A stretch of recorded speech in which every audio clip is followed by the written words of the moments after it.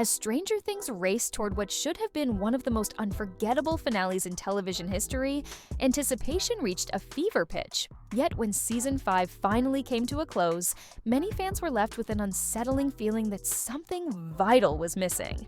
It wasn't that the ending was beyond saving. Far from it.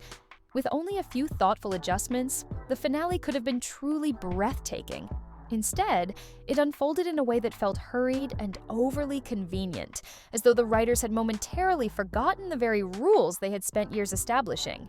What makes this especially frustrating is that a single, powerful change could have transformed everything, unlocking an emotional depth the finale never quite reached, and revealing just how much impact was left on the table. Before arriving at the devastating moment that should have shattered viewers completely, the final battle itself needed to be reimagined. The Mind Flayer had always been portrayed as a uniquely terrifying force, not because of brute strength, but because of its ability to invade minds and manipulate from within. We watched it haunt Will for seasons, speak through Billy, and craft visions so real they were indistinguishable from reality. That's what made it horrifying. So when the ultimate confrontation devolved into a familiar spectacle of gunfire, flames, and explosions, something felt off. The psychological terror that once defined this villain was nowhere to be found, replaced by action where dread should have lived. What should have happened was far more personal and far more disturbing. In the final battle, the Mind Flayer could have torn the group apart, isolating each of them within brutal mental visions designed to exploit their deepest fears and regrets. Using its established telepathic power, it could have forced every character to confront their own darkness, turning their internal struggles into the true battleground. Instead of a single physical showdown, the fight would become a psychological reckoning, each victory weakening the Mind Flayer not through force, but through emotional survival. In doing so, the finale could have delivered the haunting, character-driven devastation that the story had always promised.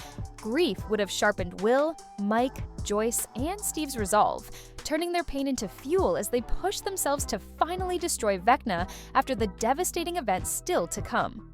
In that moment, the idea of resisting him would have found its perfect purpose. Every character confronting and overcoming their own darkness would physically weaken the Mind Flayer, allowing their emotional victories to directly shape the outcome of the fight. The battle would no longer be about bullets and explosions, but about inner strength, love, and the unbreakable bonds they had formed together. The very heart of what Stranger Things has always been. And those bonds mattered nowhere more than in the reunion between Max and Eleven, a moment that should have carried enormous emotional weight. After Eleven literally pulled Max back from death at the end of Season 4, their reunion in Season 5 should have felt like the settling of a life debt, something sacred and overwhelming. Instead, it passed too quickly, almost like an afterthought. As Max's awakening, something that should have shattered viewers, was buried beneath the rush to resolve other storylines. What made it even more frustrating was how easily the scene could have been fixed. In the hospital, Robin throwing away the radio to distract the Demodogs would have made far more sense, especially since Max was meant to wake not because of noise, but because she heard Lucas's voice, the one thing she truly needed. And beyond that, the moment demanded a different kind of hero.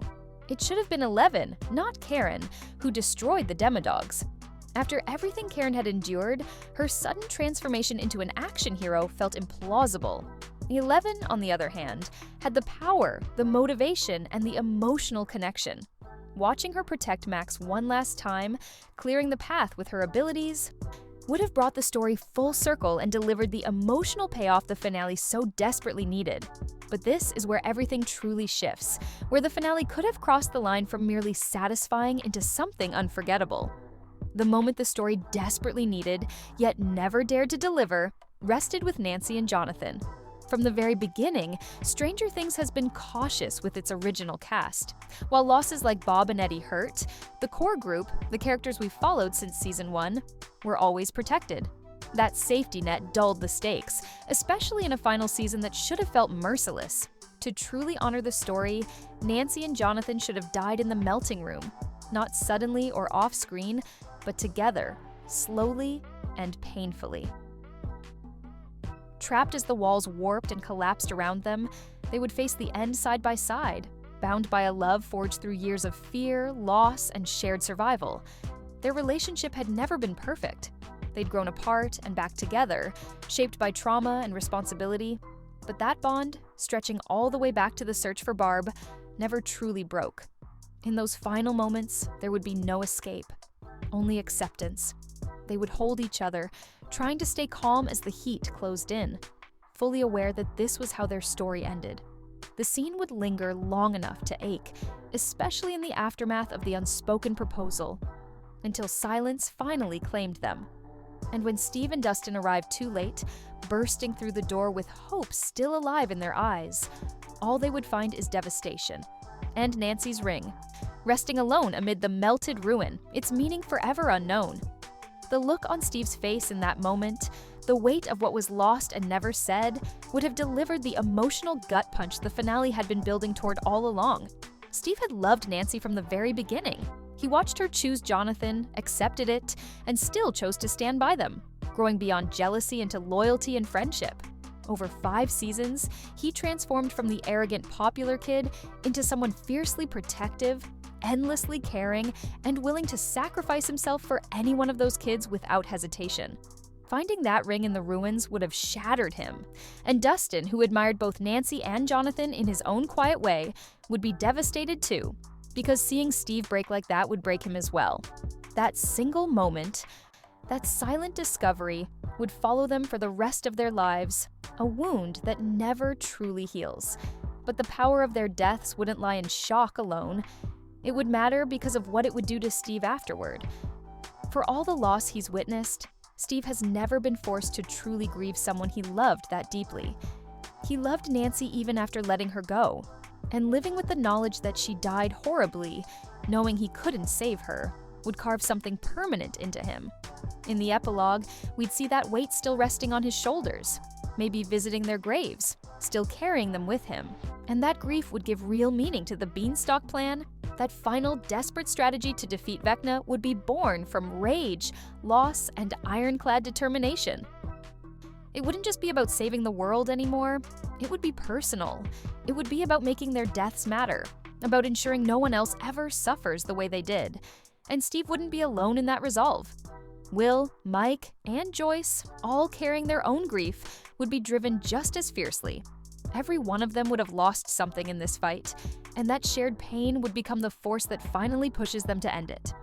That shared grief would become the fire behind the final confrontation, giving weight to every blow, every choice, and every sacrifice, because we would fully understand what was driving them forward. The epilogue, too, would feel deeper and more honest. Instead of a purely happy ending where everyone simply survives and moves on, we would watch them trying to rebuild their lives while carrying an enormous loss. There would be pain in those final moments, yes, but also healing, because the bonds that remain would be strong enough to hold them together. That has always been the true heart of Stranger Things. Not the defeat of monsters, but the power of connection, the people you cling to when the impossible becomes real. Hopper and Joyce would be closer than ever, helping each other heal. Will and Mike would lean on one another. Steve would still have Dustin and Robin. They would all be broken, but they would be broken together. And somehow, that would be enough. That idea of hope surviving loss is echoed beautifully in Hopper's quiet moment in the woods. Returning to the place where he found 11 in Season 1 and leaving Eggo waffles behind, Hopper shows that he's still waiting, still believing, even when everything feels shattered. That scene would resonate even more powerfully after watching Nancy and Jonathan die, because it would prove that even in the darkest moments, after losing the people they love, these characters keep going. They keep hoping. They keep leaving Eggos in the woods for the ones who might come back. And yet, the ending also needed consequence. After everything the group endured and all the chaos they caused, walking away without any reckoning felt too easy. The arrival of Dr. Owens with military support and the arrest of Dr. K for her Black Ops actions would have grounded the finale in reality, creating a bittersweet resolution where survival comes at a cost. In the end, everyone would understand that some secrets have to remain buried, and that living with those truths is part of growing up, moving on, and honoring the ones they lost.